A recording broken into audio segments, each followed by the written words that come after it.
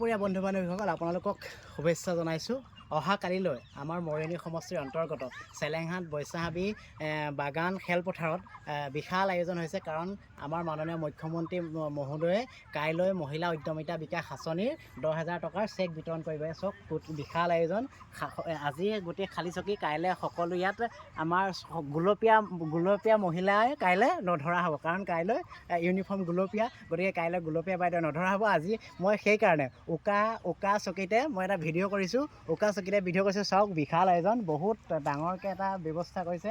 বহুত মহিলা ইয়াত ধৰিও বহুত চকী ইয়াত আনিছে। বহুত চকী এইফালে আঁতৰলৈ আমাৰ যিটো ষ্টেজ বনাই থৈছে, তাতে মাননীয় মুখ্যমন্ত্ৰী মহোদয় আহিব।